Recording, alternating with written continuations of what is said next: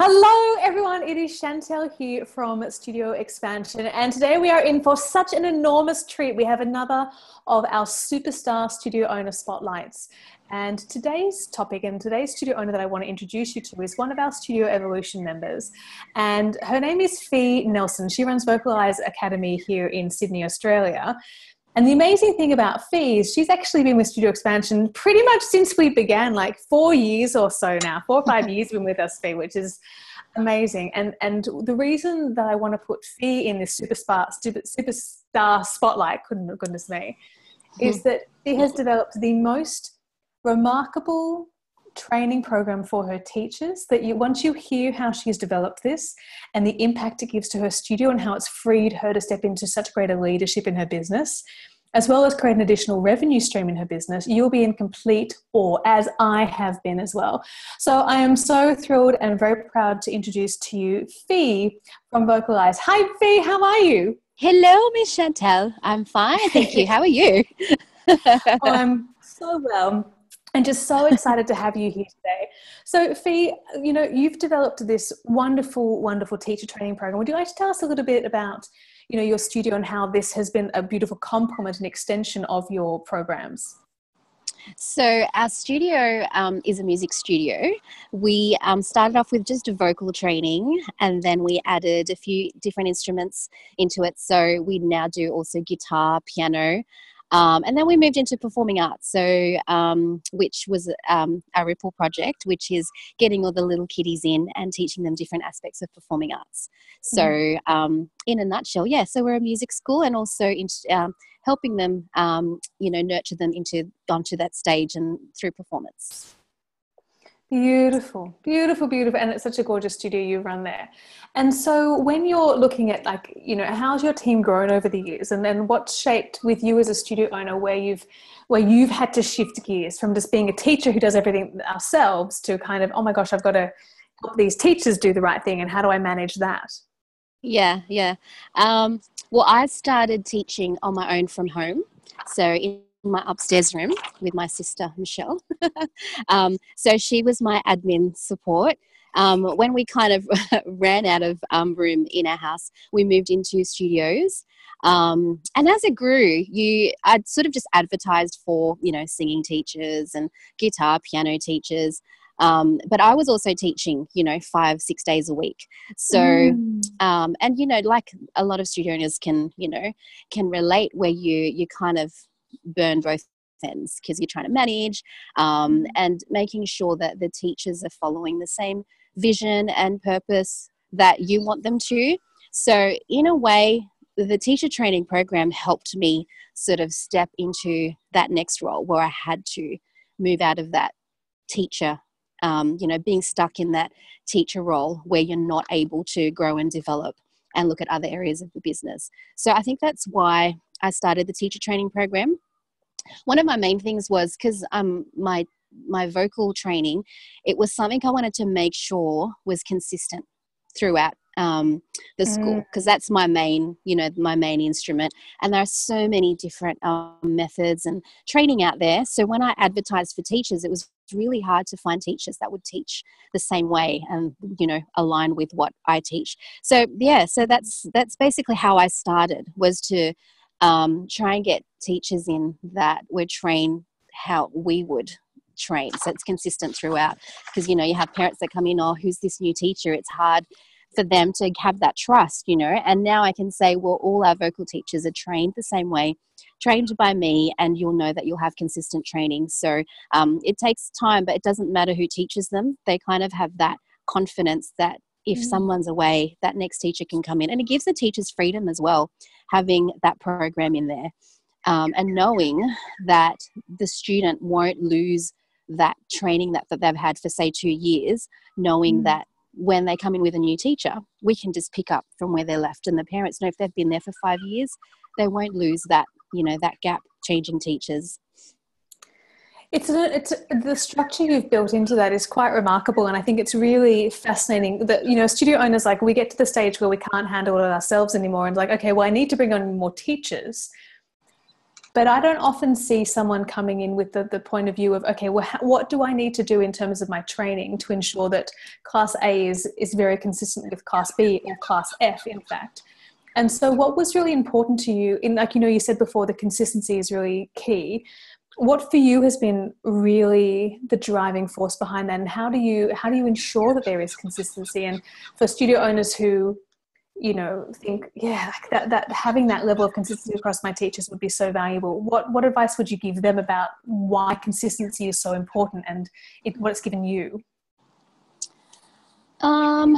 Reputation is really huge. So making sure that you have a system in place for that longevity of what you teach and that it sticks, and it hasn't happened overnight. So a lot of the teachers that teach at the studio, they've been with the school for 5-6 years, and I've got teachers who've been there since day one. So it's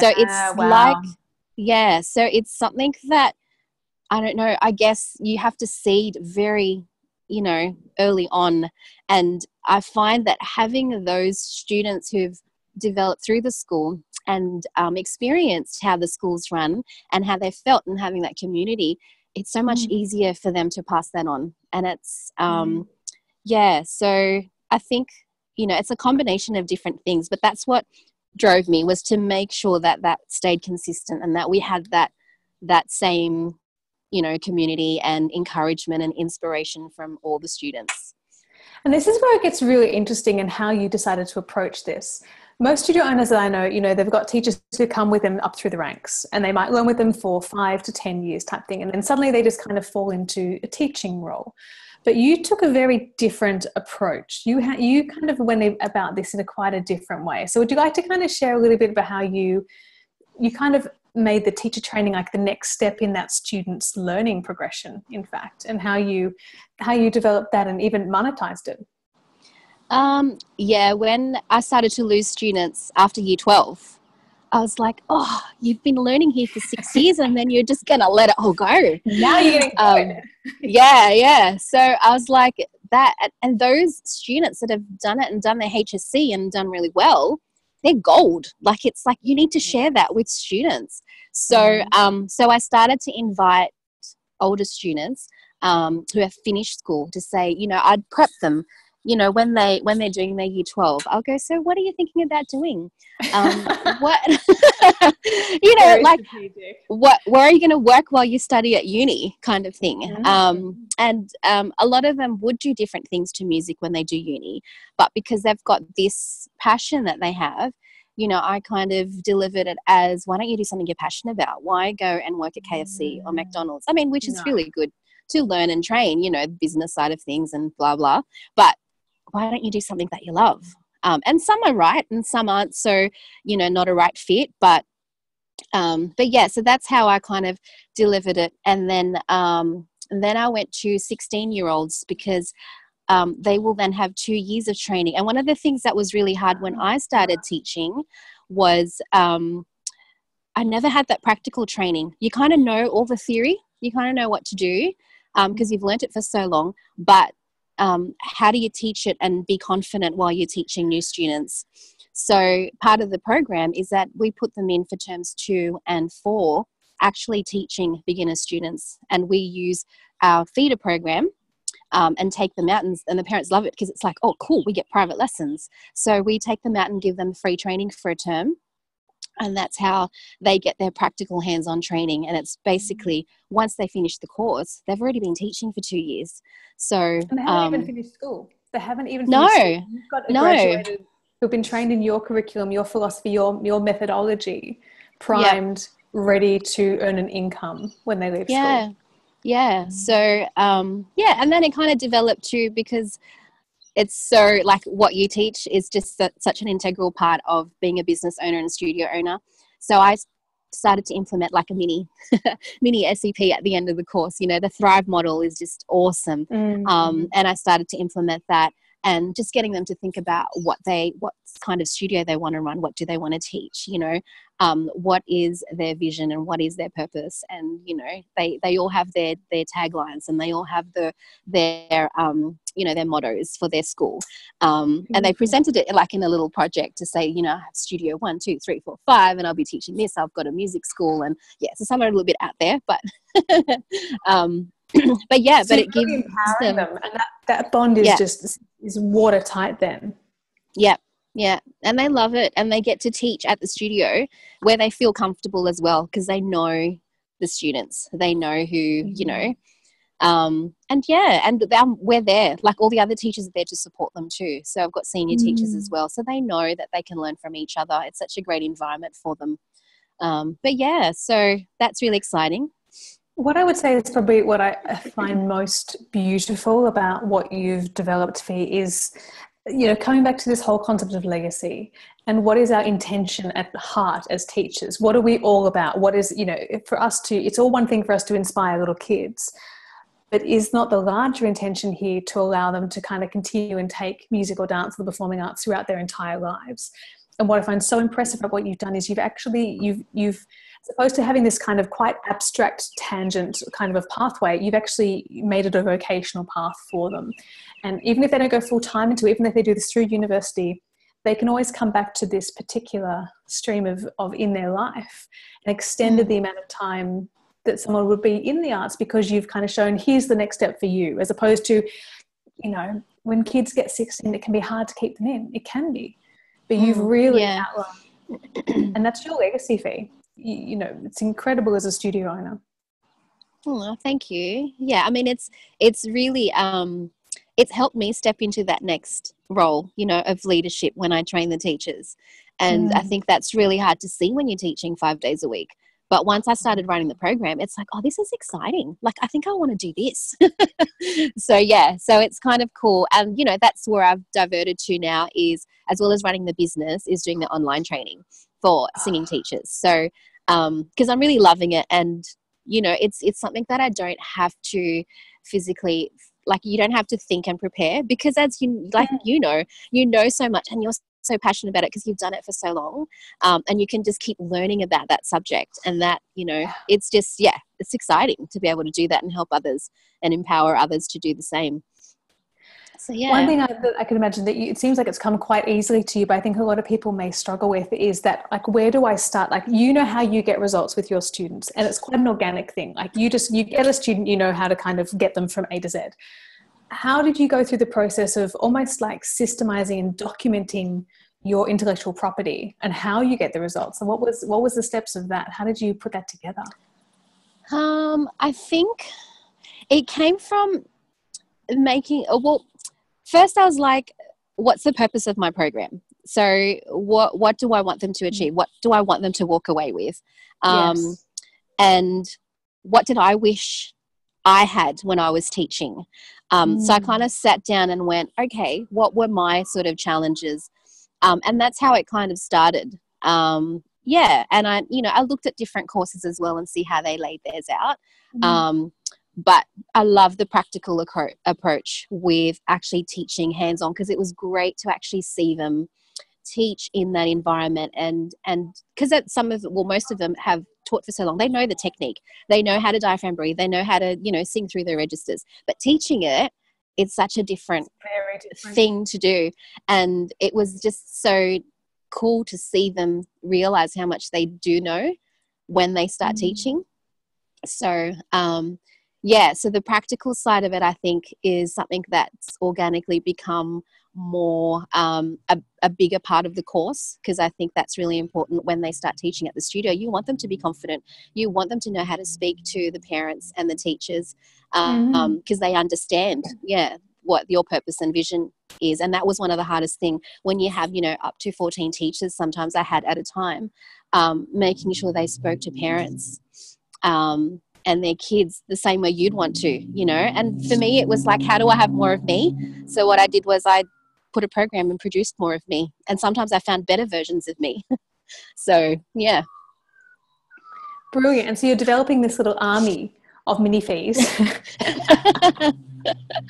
go out there and deliver this consistency of experience. And so what has this done for your life? Like now that you do have this consistency, like have you been able to step out of teaching more? Like what has this enabled you to do now that you've got the consistent teaching base? Yeah, no, it's definitely allowed me to develop myself as a business owner, and become confident in running the business, because I can focus more on what I do want. It's allowed me to spend more time with family and just have the freedom to to really sit back and think of where you want the business to go. It's like you're not bogged down. Like if you told me 5 years ago that I'd be teaching like 1 day a week, I think someone posted on our Facebook group. I was like, oh crap, I'm 1 day a week and I'm teaching. I had to count like 6 students that I taught, which is so cool. And it gave me the freedom to. Like 5 years ago, how much were you teaching 5 years ago? Oh, I was teaching 5 days and basically from 3 till 8. So 5 hours, 25, 30 hours teaching, because I would teach Saturdays as well, as well as running the business. Like that was crazy. Huge.